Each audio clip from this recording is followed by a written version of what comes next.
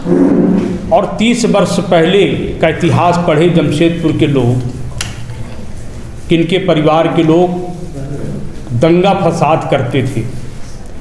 इस प्रकार का ही आरोप उन्होंने बिना नाम लिए हुए, जिसे अखबार के पन्नों पर नेम्ड नाम देकर जमशेदपुर की जनता को दिग्भ्रमित करने का प्रयास किया, जनता को सच्चाई से झूठ बोलने की एक प्रथा इन्होंने नया कायम किया।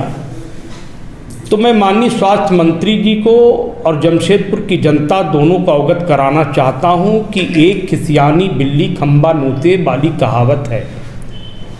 मंत्री जी को आने में इतनी देर क्यों लग गई?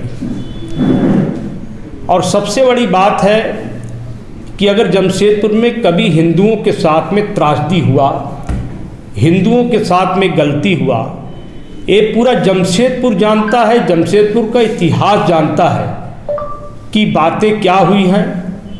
अगर हिंदुओं को बचाना हमारे परिवार को दंगाई घोषित करे तो इसके लिए हम सहर्ष गर्व के साथ कहते हैं कि यह गलती हमारे परिवार ने नहीं, बल्कि ये हमारा गर्व का विषय है, जमशेदपुर की जनता का गर्व का विषय है कि ऐसी गलती एक बार हमारा परिवार नहीं करेगा, बल्कि 100 बार करने को तैयार है। रही बात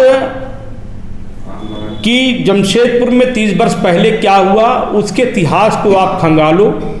हिंदुओं के साथ जब भी अत्याचार हुआ, हमारे परिवार के लोगों ने सेवा किया है, बचाने का काम किया है, उनके लिए संघर्ष किया है, उनके लिए जेल जाने के लिए भी एक पग पीछे हमारे परिवार के लोग नहीं रहे। लेकिन सवाल क्या है कि कांग्रेस पार्टी का जो चरित्र है, ये ऐसे लोग हैं कि जब लाश की राजनीति करने वाले कांग्रेस के नेता हैं, इनके लोग ही ऊपर में आप देख लें कि ये लोग जानबूझकर के दंगा फसाद करते हैं।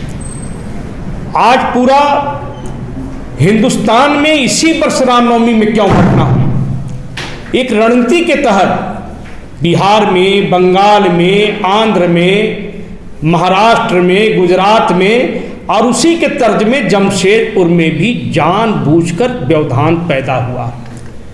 मंत्री जी कदमा में थे, इसी शहर में थे, उनके कदमा शहर के अगल बगल कदमा हमेशा दंगाई रहा है।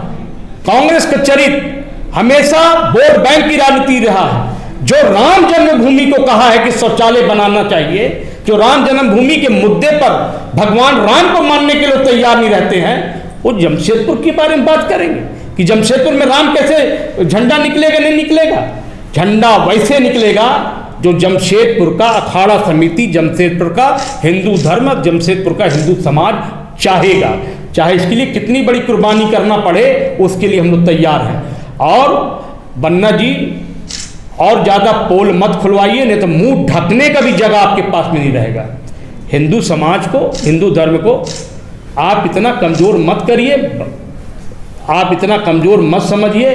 आप नदी उस पार जाकर के भले लोगों को बेवकूफ़ बना दीजिए, लेकिन एक बहुसंख्यक समाज आपके जीवन के चरित्र को अच्छी तरह जानता है। बहुत बहुत बैठक करने जा रहा है कि आखिर क्यों यह विषय, क्यों घटना हुआ, क्यों इस प्रकार का हुआ, क्या क्या परिस्थिति हुई, और ऐसे केंद्रीय रामनवमी अखाड़ा समिति के चीज़ों को पर्दाफाश किया जाएगा जो बैकडोर से जिला प्रशासन और राज्य सरकार की चमचागिरी करने के लिए वह संगठन या वो समिति का गठन हुआ था। तो उसका जरूर उस दिन कोई ना कोई कठोर निर्णय हम लोग करेंगे। कब होगा बैठक? 6 अप्रैल को संध्या 5:30 बजे काशीडी मैदान में। कौन कौन लोग उपस्थित होंगे इस बैठक में?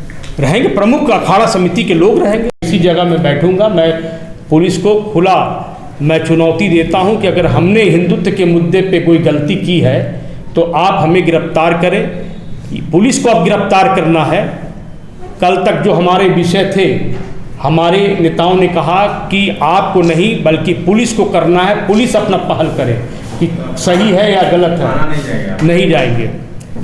हम अपने बड़ी नेताओं की बात माने हैं और आप अपने घर में रहिए, उनको करना है करें। और इस मुद्दे को और यह विषय बन्ना गुप्ता जी हिंदुत्व विरोधी आदमी हैं। कांग्रेस का काम है हिंदुत्व विरोधी, जड़ में ही कांग्रेस मुस्लिम परस्ती पार्टी है। वोट बैंक के लिए पूरे झारखंड को जलाना चाहती थी, लेकिन जब झारखंड नहीं जला, इनके मंसूबे निकल कर के बाहर आ गए, इनका मंसूबा का खंडन हो गया, जनता ने नकार दिया, तब ये परिस्थिति का निर्माण हुआ।